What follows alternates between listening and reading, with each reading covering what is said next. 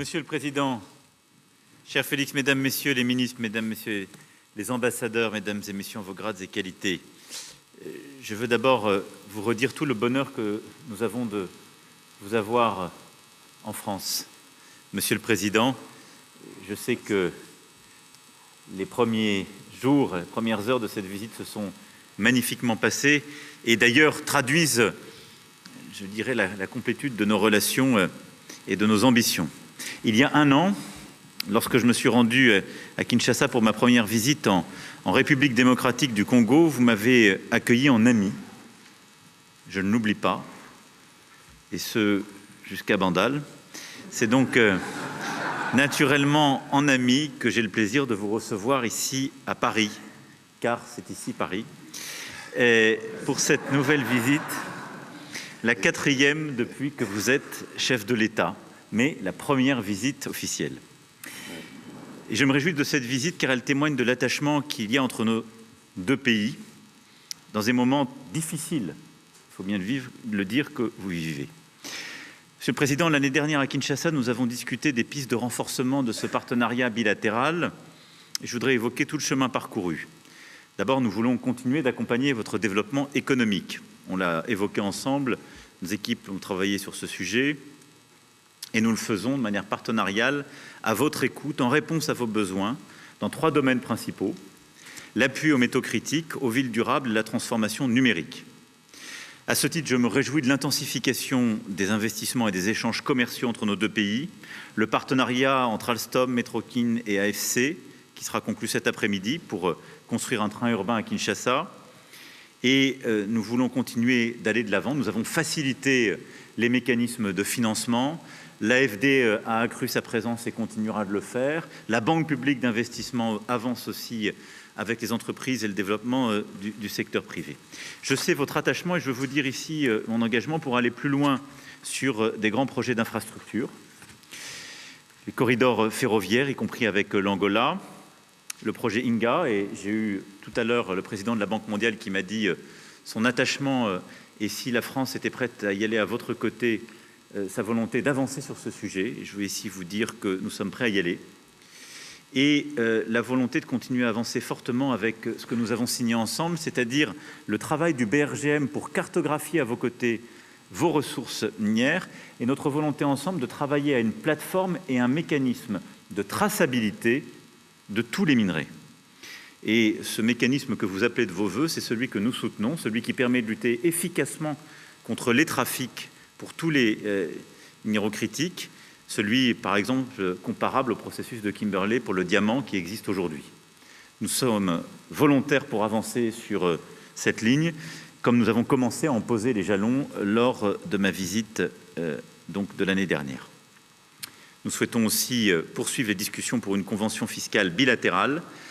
Nous avons lancé également une communauté Afrique-France Entrepreneurs à Kinshasa la semaine dernière pour rapprocher les jeunes entrepreneurs français et congolais. Tout avance et nous voulons donc aller encore plus loin sur le plan économique. Je sais que vos discussions de cet après-midi contribueront fortement. Deuxièmement, la France déploie son action en appui de la population congolaise. Nous le faisons dans le sillage des actions que vous portez, Monsieur le Président, particulièrement en faveur de la jeunesse et des territoires. Depuis 2022, sur un horizon de 3 ans, nous avons engagé ensemble pas moins de 500 millions d'euros dans votre pays pour des projets concrets en matière de santé, d'éducation, d'enseignement supérieur et de recherche, de formation professionnelle, d'entrepreneuriat culturel ou encore de sport. Une fois ces engagements respectés, et ils le seront bientôt, je souhaite que nous puissions signer prochainement un nouveau protocole pluriannuel. Je veux ici saluer les initiatives concrètes pour la jeunesse. J'en prendrai 2 à titre d'exemple. Dans le domaine de la mode, la France accompagnera bientôt la création d'un institut régional de la mode à Kinshasa. Et dans le domaine sportif également, nombre de grands sportifs congolais jouent en France, à commencer par le capitaine des Léopards, Chancel Memba, à qui je souhaite le meilleur pour le match de jeudi avec l'OM.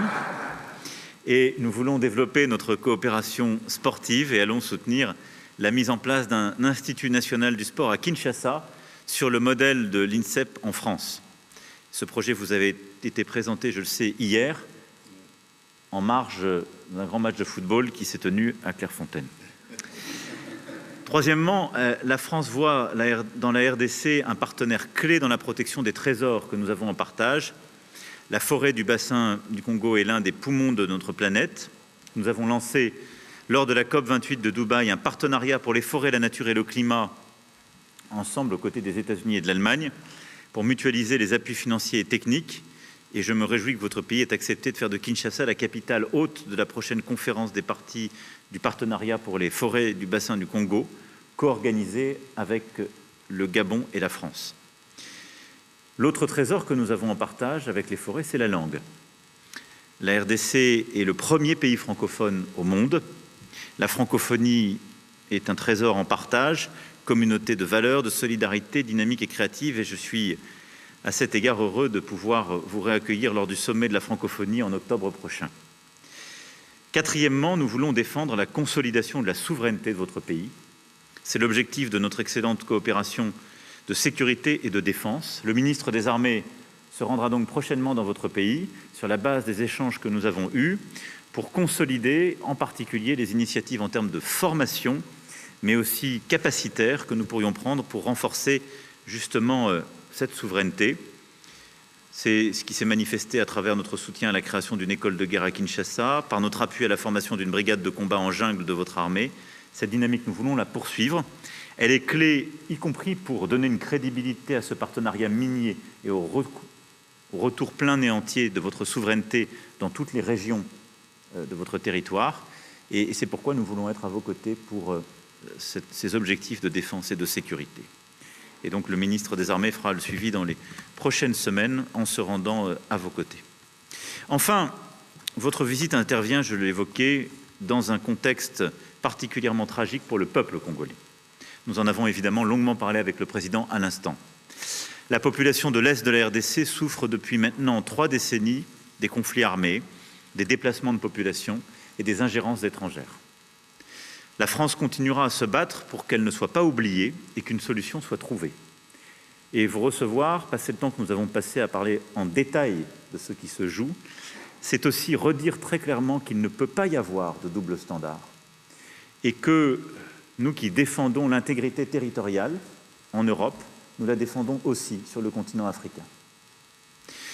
Dans ce contexte particulièrement douloureux, je veux évidemment réexprimer notre solidarité avec le peuple congolais et rappeler ici la position de la France. D'abord, la France ne transigera jamais sur l'intégrité territoriale et la souveraineté de la RDC. Ensuite, nous n'avons aucune difficulté à pointer les responsabilités. Je vais le dire avec la plus grande clarté possible, la France condamne fermement l'action de tous les groupes armés, et particulièrement l'offensive du M23, qui doit cesser les combats et se retirer de l'ensemble des territoires qu'il occupe. Tous les groupes armés, je dis bien tous, doivent être désarmés progressivement, démobilisés. Et c'est un recours plein et entier à votre souveraineté qui doit s'en suivre. Le Rwanda, je l'ai redit au président Kagame dans un échange récent, doit cesser son soutien au M23 et retirer ses forces du territoire congolais. Je lui ai redit et je le rappellerai dans les prochains jours. Et l'urgence est à la désescalade. Il est également important, dans le même temps, de lutter contre les discours de haine et l'action des anciens génocidaires du FDLR. Et je veux vous remercier pour les engagements très clairs que vous avez pris, pour à la fois agir de manière très concrète et assumer politiquement la lutte contre les FDLR, et nous engager la communauté internationale et les forces onusiennes pour accompagner le processus, évidemment, de DDR de cette force. Aucune de ces forces n'a quelque légitimité que ce soit. La seule force armée qui peut et doit opérer sur votre territoire, ce sont les forces armées de la RDC. La France salue l'engagement de la RDC à mettre fin aux agissements du FDLR, l'encourage à mettre en œuvre cet engagement, et nous sommes avec plusieurs autres alliés à vos côtés, vous le savez, pour mettre en œuvre cette avancée. Enfin, la France s'est attachée aux processus diplomatiques régionaux. Nous pensons que la priorité doit être au dialogue et à la recherche d'une solution diplomatique sous l'égide du président angolais Lourenço. Et nous soutenons cet agenda. Je souhaite qu'il puisse maintenant porter ses fruits de manière très concrète sur le plan justement des décisions sécuritaires et politiques. Et j'ai dit au président, nous allons très fortement l'appuyer, nous réengager, et je souhaite que d'ici à la fin de l'été, nous puissions avoir des initiatives pleinement conclusives pour sortir de la situation que vous connaissez depuis trop de temps. Voilà, Monsieur le Président, cher Félix, ce que je souhaitais dire aujourd'hui. Je tiens une nouvelle fois à saluer votre présence, qui est celle d'un ami, du président du plus grand pays francophone au monde, mais aussi du président d'un grand pays d'Afrique où se jouent beaucoup des questions sécuritaires, mais aussi beaucoup des questions de développement économique, naturel, et que nous accompagnons et accompagnerons dans la durée. Vous pouvez compter sur la détermination de la France. Merci beaucoup, Président. Merci beaucoup, Monsieur le Président, cher Emmanuel. Merci d'abord pour l'accueil qui me rend un peu jaloux, parce qu'à Kinshasa, on n'avait pas fait pareil. Là, je crois que la France nous a battus, donc nous avons une revanche à prendre. Et donc, vous êtes cordialement à nouveau invité en République démocratique du Congo, cher ami. Merci également, je crois que le Président a tout dit, je ne vais pas revenir sur les détails de nos discussions, mais ce qui a le plus retenu mon attention, c'est l'engagement encore plus grand de la France aux côtés du peuple congolais, surtout dans ce que nous subissons comme guerre injuste qui nous est imposée par le Rwanda, qui soutient le M23. Et je pense qu'avec les discussions qu'on a eues aujourd'hui, une lueur d'espoir pointe à l'horizon. On peut compter, je peux le dire, c'est un risque que je prends, mais je l'assume. On peut dire qu'on peut compter sur la France qui sera à nos côtés pour trouver cette paix.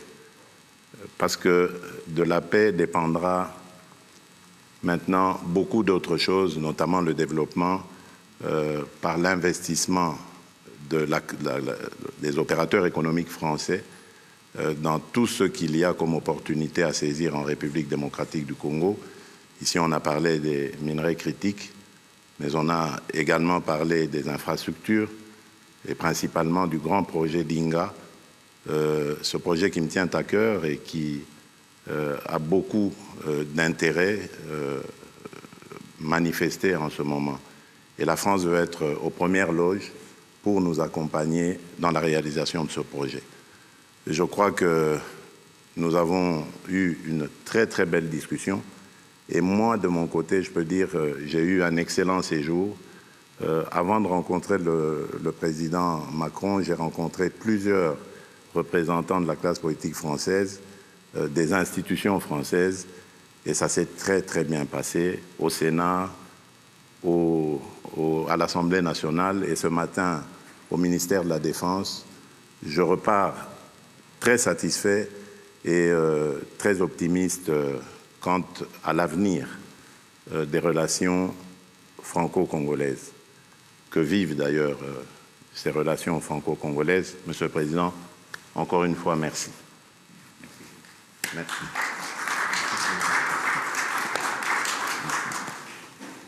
On va prendre, je crois, 2 questions. Bonjour, Messieurs les Présidents. Alors, excusez-moi, mais nous, on a un train de retard, on n'a pas participé au dîner. Alors, je voudrais commencer par parler de cette guerre. Tout commence au génocide rwandais. La France a beaucoup à se reprocher. Le président Macron l'a dit et redit. Ce serait peut-être l'occasion de lever ou de déclassifier les documents toujours secrets pour savoir ce que l'on a exactement à se reprocher. Alors aujourd'hui, la guerre continue et des sanctions sont demandées par la République démocratique du Congo. Ma première question, c'est est-ce que cela a toujours été ou est toujours à l'ordre du jour? Je vous avais déjà posé la question l'année dernière, ici. Ça, c'est pour le président Macron. J'ai une question pour le président Tshisekedi. Le président Sarkozy, c'était il y a beaucoup plus longtemps, avait parlé d'exploitation commune des ressources de la sous-région. Jusqu'où n'irez-vous pas pour obtenir la paix? Est-ce que avoir cette paix, pour vous, aura aussi le prix de concession demandé par d'autres pays, et particulièrement le Rwanda? Je vous remercie. Sur les sujets, merci beaucoup pour votre question, sur les sujets mémoriels que vous avez évoqués,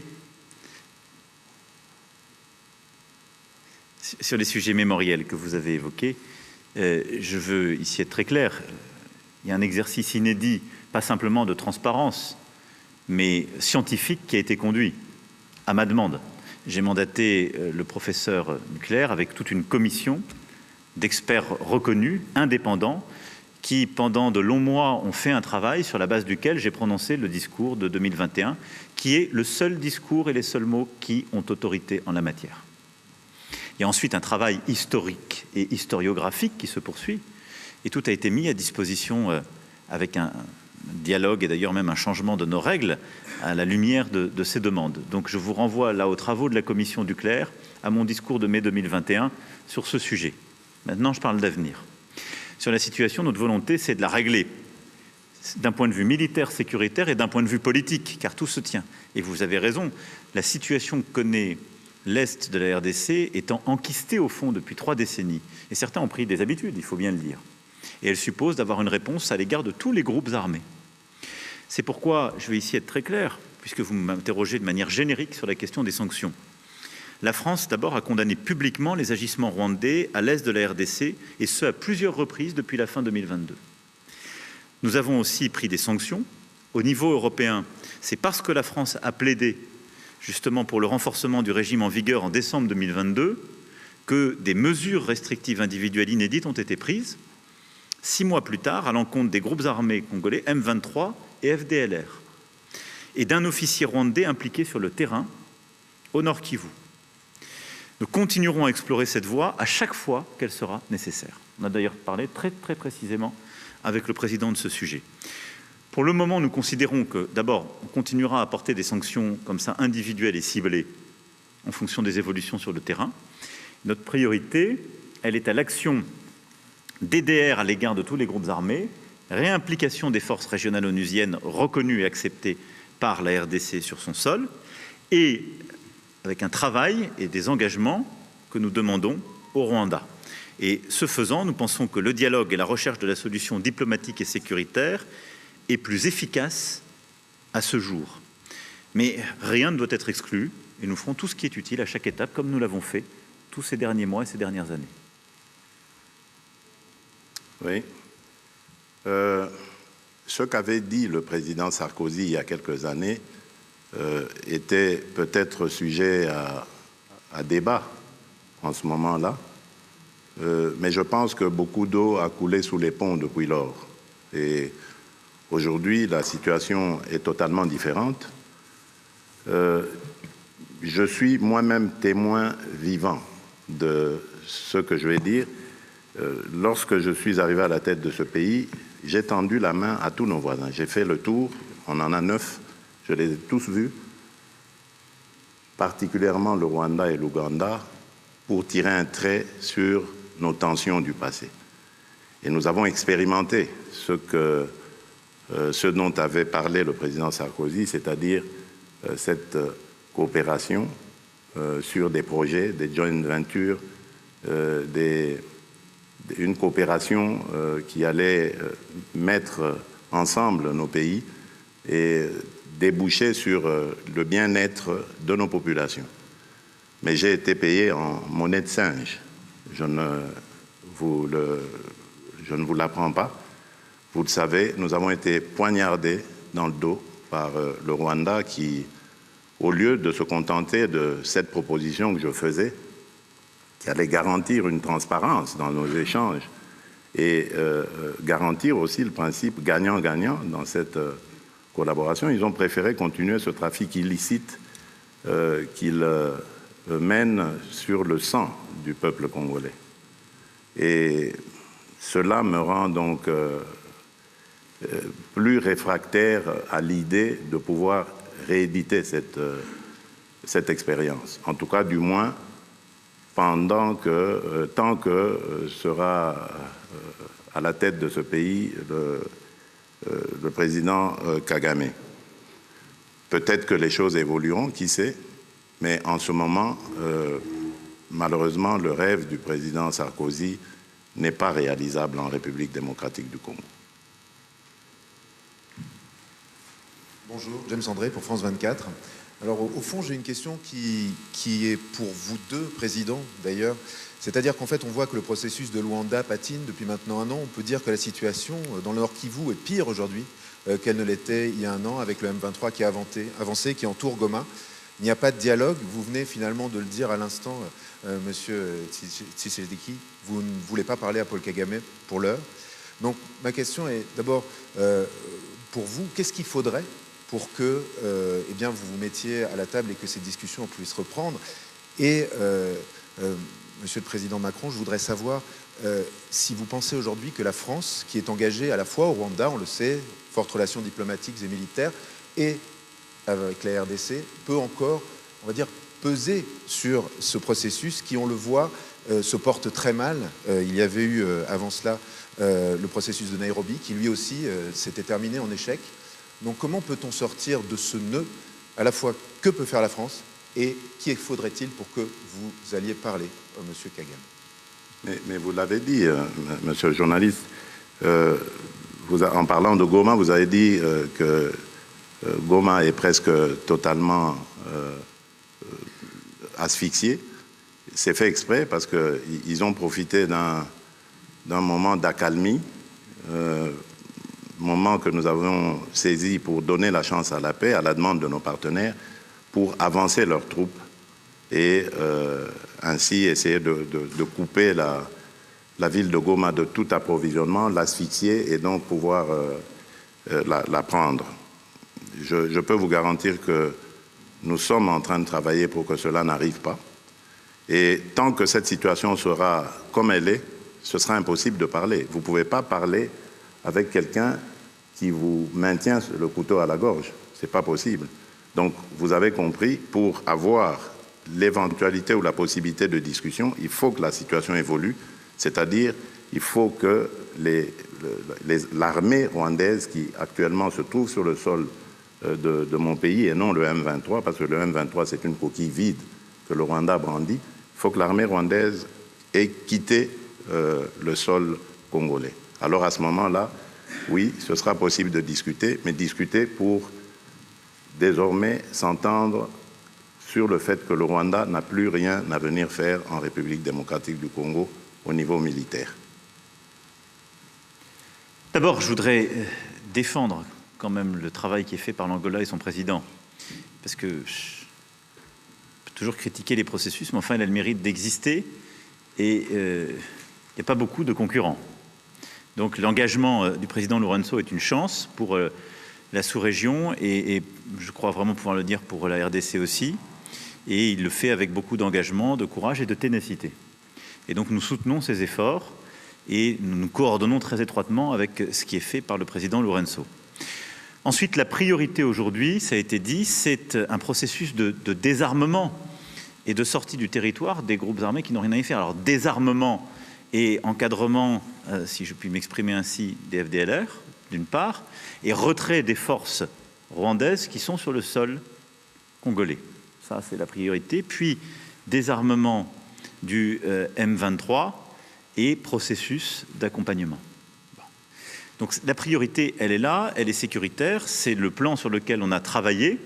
Et donc, pour moi, c'est véritablement ces premiers pas maintenant qui doivent être mis en œuvre dans un dialogue que nous allons essayer d'accompagner. Le rôle de la France est d'abord d'avoir une voix claire sur la question de la souveraineté territoriale en Afrique. Et je pense que c'est très attendu sur le continent et c'est très attendu pour la crédibilité même de notre action. Je l'ai dit, il n'y a pas de double standard. Et donc on ne peut pas dire chaque jour que la souveraineté territoriale en Europe justifie des efforts massifs et notre soutien à l'Ukraine, mais que la souveraineté territoriale de la RDC, ce serait une question secondaire. Non. Donc ça, on y tient. La deuxième chose, c'est que parce que nous parlons à toutes les parties, c'est d'essayer d'aider cette médiation.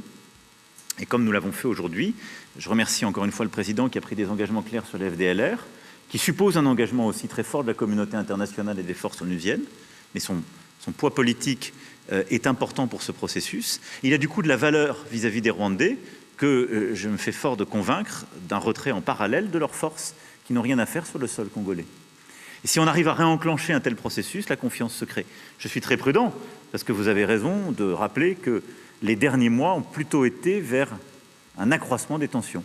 Mais il nous faut réengager. Le rôle de la France est celui-là, c'est de le faire avec beaucoup de transparence, avec la défense de nos principes, des équilibres de la sous-région, et de le faire en lien très étroit avec les médiations régionales. Donc nous allons continuer de nous engager de bonne foi sur des principes très clairement établis dont nous avons parlé ensemble et que je vous ai exposés dans la plus grande transparence. Je pense qu'on peut y arriver, je dirais même que nous devons y arriver. La réalité, c'est celle que votre confrère évoquait juste avant, c'est que nous parlons là d'une situation qui, depuis 3 décennies, s'est installée. Et donc, nous avons raison de nous y attacher collectivement, mais ça va supposer beaucoup de courage de tout le monde et un réengagement massif à tous égards. C'est aussi pour ça que tout ce qui est fait pour reformer, recréer l'unité des forces armées en RDC et reprendre la totalité de la souveraineté du territoire est très important côté congolais. Merci beaucoup. Merci mesdames et messieurs et merci à nouveau au président. Merci Emmanuel.